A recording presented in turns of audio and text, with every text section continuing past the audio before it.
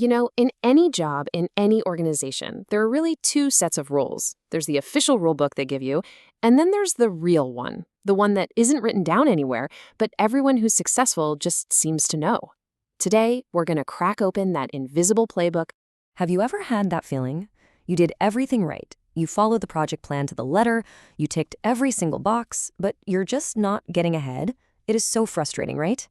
Well, it happens because a lot of the time, we're playing by the wrong set of rules. So let's really look at this. On one side, you have the written rules, the official stuff, job descriptions, company policies, all that. But on the other side, that's where the magic happens, the unwritten rules.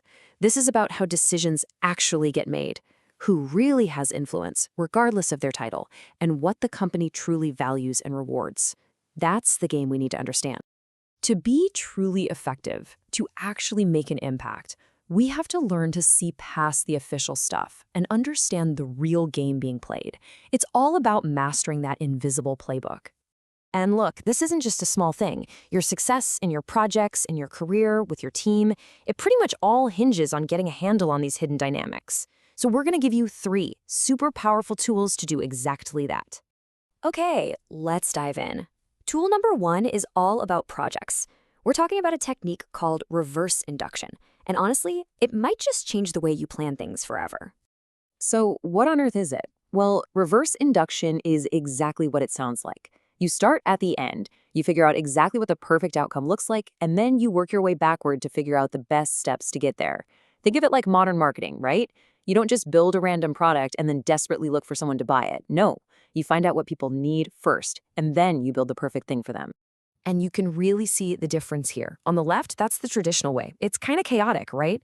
You start with an idea and just hope it all works out. But look at the right. That's the clarity of reverse induction. It's a straight line. It starts with those desired outcomes, and everything just flows logically from there. It's focused, it's efficient, and it just makes sense. So how do you actually do this? It's simple. Step 1, you lock in your desired outcomes. Be specific. What does a win absolutely have to look like? Then you pick the best method to achieve that win.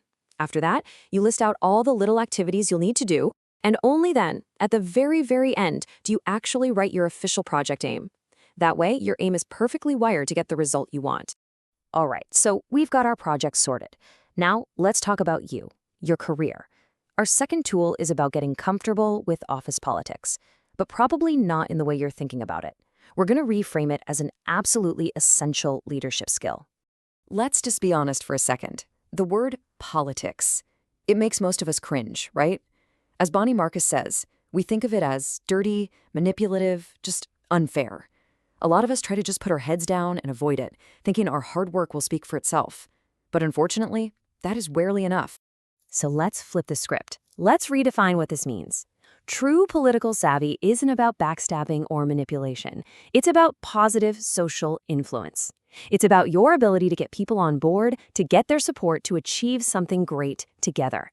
It's a leadership skill, and it's all about collaboration. And this is what it looks like in the real world. Politically savvy people, they know their own value. They know where their puzzle piece fits in the bigger picture. They build real relationships, not just transactional ones. They take the time to understand how the gears of the organization really turn.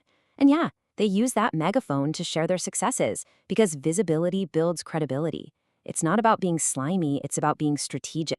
Okay, we've covered projects and careers. Now, let's zoom all the way out to the entire team or organization. Our final tool is about becoming a kind of cultural detective, learning to decode what really holds your company's culture together. So how do you actually understand a culture? Well, you have to look at its DNA. And the DNA of any culture, as you see here, is simply its collection of unwritten rules. These rules tell you more about how a place really works than any mission statement hanging on the wall ever could. I bet some of these sound a little familiar, that optional company picnic that's not really optional. The fact that the person with the big title isn't the one you need to convince. The unspoken rule that you can't leave before the boss does. These are the rules that actually govern behavior. You don't learn them in orientation, you learn them through quiet observation and whispers. And that's what makes them so powerful. And breaking these unwritten rules, man, the consequences can be huge. Take this real story. A company hits a rough patch financially. The president asks all the top execs to give up their salary for a bit as a shared sacrifice. A real we're all in this together moment. They all agree. But then, a VP finds out the president was secretly paying himself the whole time. He resigned, right there, on the spot. Why? Because the most important unwritten rule, the rule of shared sacrifice and trust, was completely shattered. Authenticity is everything. So, what do we got? Planning backwards for our projects, building real political savvy for our careers, and decoding the culture for our teams. You see how they all point to the same thing? Real success comes from understanding and mastering this invisible game. You know, there's this great quote from the leadership guru Warren Bennis that just sums this all up perfectly. He said, "We're all like angels with only one wing. The only way we can fly is by embracing each other."